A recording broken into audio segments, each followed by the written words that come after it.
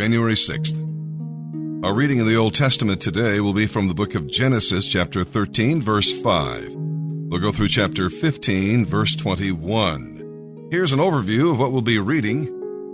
We'll read about a new beginning. God chastened Abram in Egypt, and Abram returned to the land he never should have left. He was a very wealthy man, but his tent and altar were the most valuable things he possessed. We'll read about a new burden. While in Egypt, Lot acquired wealth and a taste for the world, and his temporal interests were partly Abram's fault.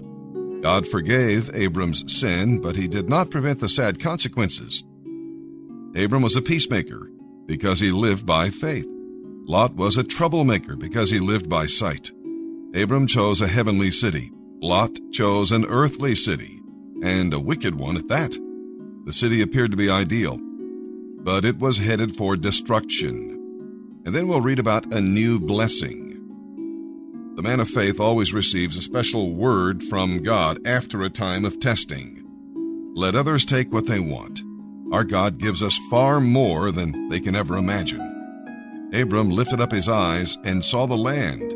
He lifted up his feet and claimed it by faith. Then he lifted up his heart and worshiped God. Lot had broken Abram's heart, but God blessed Abram's heart and made him a blessing. And then as we move on into chapter 14 of Genesis, we'll read about the 3 victories Abram wins. There is a victory over Lot. You see, it would have been easy for Abram to let Lot suffer the sad consequences of his own foolish decision. But a man of faith is called to be a blessing, so Abram went to the rescue. Lot was not a very dedicated believer, but he was still a brother and he needed some help. Lot went right back into Sodom, but Abram did what he did for the Lord. And see, that's what really counts. The second victory was a victory over the kings. Abram, the pilgrim, would never have gotten involved in the war except to rescue Lot. Abram did not have a large army, but he battled by faith. That is what gave him the victory. And then the final victory of the 3 was a victory over himself. The king of Sodom came with a bargain, but the king of Salem came with a blessing. Even a shoelace from Sodom would have defiled Abram's godly walk. After every battle, give God the glory and beware the devil's bargains. If you aren't careful, you may win the war, but lose the victory. And with that, let's begin today's reading in the Old Testament. January 6th. Genesis chapter 13, verse 5, through chapter 15, verse 21. Now Lot, who was traveling with Abram, was also very wealthy with sheep, cattle, and many tents. But the land could not support both Abram and Lot, with all their flocks and herds, living so close together. There were too many animals for the available pasture land. So an argument broke out between the herdsmen of Abram and Lot. At that time, Canaanites and Perizzites were also living in the land. Then Abram talked it over with Lot. This arguing between our herdsmen has got to stop, he said. After all, we are close relatives. I'll tell you what we'll do. Take your choice of any section of land you want, and we will separate. If you want that land over there, then I'll stay here. If you want to stay in this place, then I'll move on to another place. Lot took a long look at the fertile plains of the Jordan Valley in the direction of Zoar. The whole area was well watered everywhere, like the garden of the Lord or the beautiful land of Egypt. This was before the Lord had destroyed Sodom and Gomorrah. Lot chose that land for himself, the Jordan Valley to the east of them. He went there with his flocks and servants and parted company with his uncle Abram. So while Abram stayed in the land of Canaan, Lot moved his tents to a place near Sodom, among the cities of the plain. The people of this area were unusually wicked and sinned greatly against the Lord. After Lot was gone, the Lord said to Abram, "Look as far as you can see in every direction. I am going to give all this land to you and your offspring, as a permanent possession. And I'm going to give you so many descendants that, like dust, they cannot be counted. Take a walk in every direction and explore the new possessions I am giving you." Then Abram moved his camp to the oak grove owned by Mamre, which is at Hebron. There he built an altar to the Lord. About this time war broke out in the region. King Amraphel of Babylonia, King Arioch of Elasar, King Kedorlaomer of Elam, and King Tidal of Goim fought against King Bera of Sodom, King Bersha of Gomorrah, King Shinab of Admah, King Shemeber of Zeboim, and the king of Bela, now called Zoar. The kings of Sodom, Gomorrah, Admah, Zeboim, and Bela formed an alliance and mobilized their armies in Sedum Valley, that is the valley of the Dead Sea. For 12 years, they had all been subject to King Kedorlaomer, but now in the 13th year they rebelled. 1 year later, Kedorlaomer and his allies arrived. They conquered the Rephaites in Ashtaroth Karnaim, the Zuzites in Ham, the Emites in the plain of Kiriathaim, and the Horites in Mount Seir, as far as El Paran at the edge of the wilderness. Then they swung around to En Mishpat, now called Kadesh, and destroyed the Amalekites, and also the Amorites living in Hazazon Tamar. But now the army of the kings of Sodom, Gomorrah, Admah, Zeboim, and Bela, now called Zoar, prepared for battle in the valley of the Dead Sea, against King Kedorlaomer of Elam and the kings of Goim, Babylonia, and Elasar, 4 kings against 5. As it happened, the valley was filled with tar pits, and as the army of the kings of Sodom and Gomorrah fled, some slipped into the tar pits, while the rest escaped into the mountains. The victorious invaders then plundered Sodom and Gomorrah and began their long journey home, taking all the wealth and food with them. They also captured Lot, Abram's nephew, who lived in Sodom, and took everything he owned. One of the men who escaped came and told Abram the Hebrew, who was camped at the oak grove belonging to Mamre the Amorite. Mamre and his relatives, Eshcol and Aner, were Abram's allies. When Abram learned that Lot had been captured, he called together the men born into his household, 318 of them in all. He chased after Kedorlaomer's army until he caught up with him in Dan. There he divided his men and attacked during the night from several directions. Kedorlaomer's army fled, but Abram chased them to Hobah, north of Damascus. Abram and all his allies recovered everything, the goods that had been taken, Abram's nephew Lot with his possessions, and all the women and other captives. As Abram returned from his victory over Kedorlaomer and his allies, the king of Sodom came out to meet him in the valley of Shavah, that is the king's valley. Then Melchizedek, the king of Salem and a priest of God Most High, brought him bread and wine. Melchizedek blessed Abram with this blessing: "Blessed be Abram by God Most High, creator of heaven and earth, and blessed be God Most High, who has helped you conquer your enemies."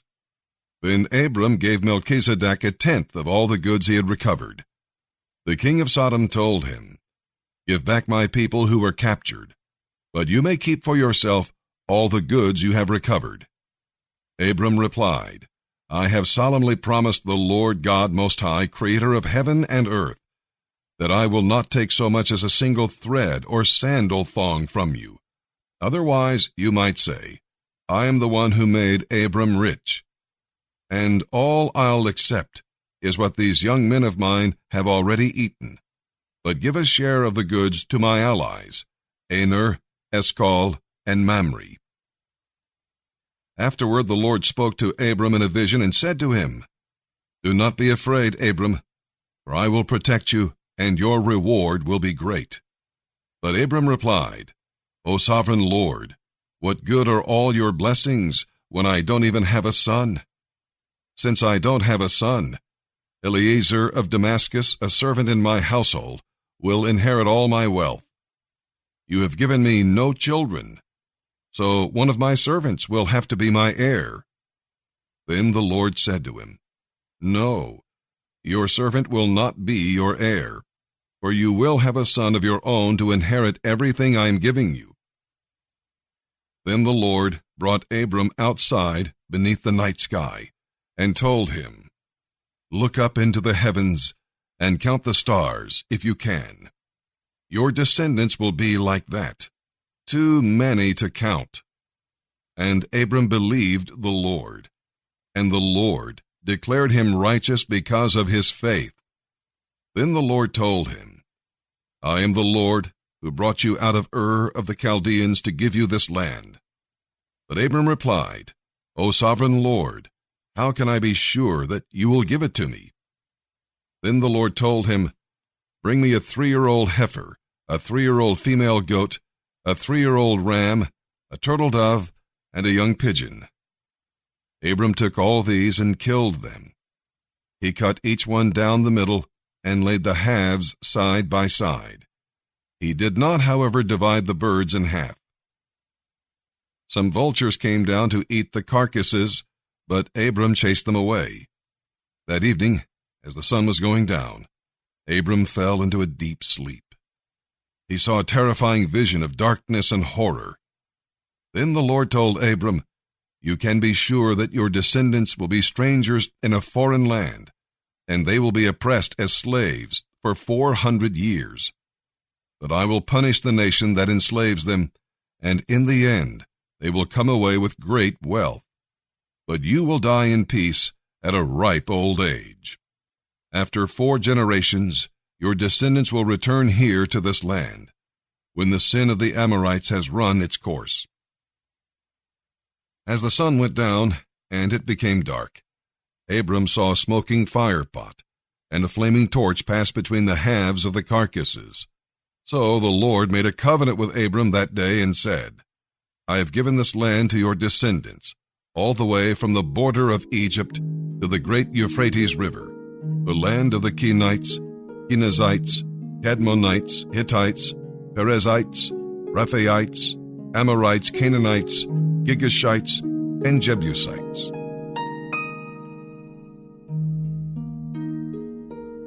January 6th. And now, as we turn our attention to the reading of the New Testament, our narrative today will come from the book of Matthew, chapter 5, verses 27 through 48. We'll read about surgeons. Obviously, Jesus is not suggesting literal surgery in this passage of Scripture, but the real problem is in the heart. This is a vivid reminder that sin is terrible and reaps terrible consequences, and we're better off maimed than whole and going to hell. Deal drastically with sin. Don't let it have a foothold in your life. It comes to destroy. We'll read about children of the Father. What do you do more than others? We must measure ourselves, not by others, but by the Father. This includes our words, our responses to injuries, and our dealings with our enemies. It was Francis Bacon who wrote, "In taking revenge, a man is but even with his enemy, but in passing it over, he is superior." We lay up treasures in heaven when we consider that all we have belongs to God, and we use it to magnify His righteousness and advance His kingdom. It means much more than merely giving offerings to God, although that is important. It means total stewardship of life, so that God is in complete control, and our one desire is to glorify Him. This is the secret of a unified life, free of worry. Well, with that, let's begin our reading today, here in the New Testament. January 6th, Matthew chapter 5, verses 27 through 48. You have heard that the law of Moses says, "Do not commit adultery." But I say, anyone who even looks at a woman with lust in his eye has already committed adultery with her in his heart. So, if your eye, even if it is your good eye, causes you to lust, gouge it out and throw it away. It is better for you to lose one part of your body than for your whole body to be thrown into hell. And if your hand, even if it is your stronger hand, causes you to sin, cut it off and throw it away. It is better for you to lose one part of your body than for your whole body to be thrown into hell. You have heard that the law of Moses says, a man can divorce his wife by merely giving her a letter of divorce. But I say that a man who divorces his wife, unless she has been unfaithful, causes her to commit adultery, and anyone who marries a divorced woman commits adultery. Again, you have heard that the law of Moses says, do not break your vows. You must carry out the vows you have made to the Lord. But I say, don't make any vows. If you say, by heaven, it is a sacred vow because heaven is God's throne. And if you say, by the earth, it is a sacred vow because the earth is his footstool. And don't swear, by Jerusalem, for Jerusalem is the city of the great king. Don't even swear, by my head, for you can't turn one hair white or black. Just a simple, yes I will, or no I won't. Your word is enough. To strengthen your promise with a vow shows that something is wrong. You have heard that the law of Moses says, if an eye is injured, injure the eye of the person who did it. If a tooth gets knocked out, knock out the tooth of the person who did it. But I say, don't resist an evil person. If you are slapped on the right cheek, turn the other too. If you are ordered to court, and your shirt is taken from you, give your coat too. If a soldier demands that you carry his gear for a mile, carry it 2 miles. Give to those who ask, and don't turn away from those who want to borrow. You have heard that the law of Moses says, love your neighbor and hate your enemy. But I say, love your enemies. Pray for those who persecute you. In that way, you will be acting as true children of your Father in heaven. For he gives his sunlight to both the evil and the good, and he sends rain on the just and on the unjust too. If you love only those who love you, what good is that? Even corrupt tax collectors do that much. If you are kind only to your friends, how are you different from anyone else? Even pagans do that. But you are to be perfect, even as your Father in heaven is perfect. Psalm 6, verses 1 through 10. This psalm grew out of an experience of sickness and pain, when David thought he was going to die. Besides that, he had to put up with the attacks of his enemies, who wanted him to die. It was a time of deep discouragement for David, but he did not waver in his faith. He prayed. As he prayed, he asked for mercy for his body and his soul. Mercy means that God does not give us what we deserve, and grace means that he gives us what we do not deserve. What a loving God he is.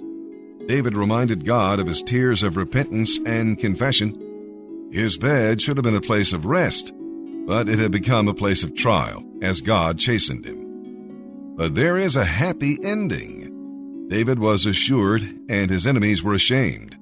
God heard and answered his prayers. When the night is dark and long, keep on trusting, and the dawn will come in God's good time. Psalm chapter 6, verses 1 through 10.